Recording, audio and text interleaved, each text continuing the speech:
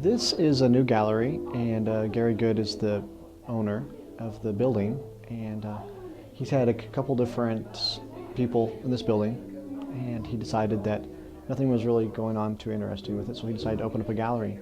And he contacted me about a month ago and said, "Would you like to be in my gallery?" And this is, I believe, his second opening that he's had here. Great. So, and this is the Guthrie Art Walk, and they have it twice a year.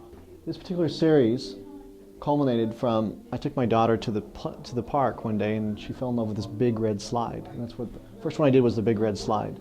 I'm going to go ahead and do a piece called the Big Red Slide, and so I did this kind of whimsical version of a big red slide in the park. And the next couple days I went to about a week or two later I went to the park, and almost all the playground equipment was gone. They tore down all the old playground equipment that I grew up with. They took it all down because of liability reasons. And now all the playground equipment's like this prefabbed plastic stuff. So this old merry-go-rounds and seesaws, monkey bars, they're all disappearing from our playgrounds. So this was kind of like a sunset on my childhood as kind of like the playgrounds that are disappearing.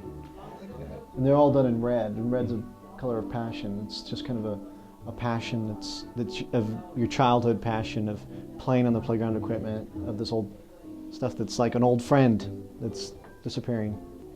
The memories that come along with particular shapes and colors at not only with me but with my children, it's like these memories, you take for granted these memories in your life, these things that come along in your life. You take for granted the small moments in life, and you don't really realize how important these moments are until they're gone.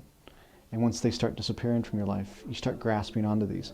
And in art, we tend to create things that are touch us in certain ways. And this is something that happened to touch me in a strange way, and I thought I should create some artwork to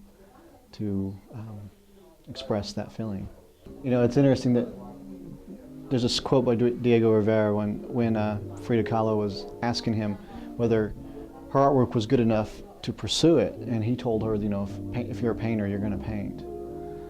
And I find that interesting because I've been painting since I was 11 years old, and I've done art before I could even learn how to write. And for me, doing art is a more comfortable way to communicate than even writing a letter or to explain something in words. To explain it on canvas, not only does it express things more specifically than you can with vocabulary, because we're limited in vocabulary, we're not limited in art. So I'm able to express things, but it also is able to touch a chord with your emotions that somehow we miss whenever whenever you write something, you're limited to your vocabulary or a certain language. And not only are we limited in language, but art expresses itself, transcends languages. Someone who doesn't understand a word of English, who can't understand a word of English, could understand what I'm trying to can understand what I'm trying to come across, can get a certain emotion or a certain feeling from a painting. So for me, starting out very early on, it's always been a part of me. I've always been an artist, and I've been doing it as a living for about 5 years. And things that spark with me are things that make me feel comfort. So there's the sunsets in my work, and some of the different color skies, and kind of express that feeling of there's a fleeting moment.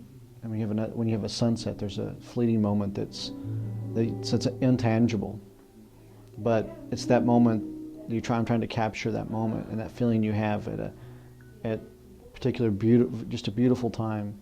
So like, for instance, when the sun's going down in the evening, looks like you have rose-colored glasses on. When you look at that particular moment, you tell someone to come outside, and by the time they get outside, it's gone. And so I'm trying to capture that quick, fleeting moment with this.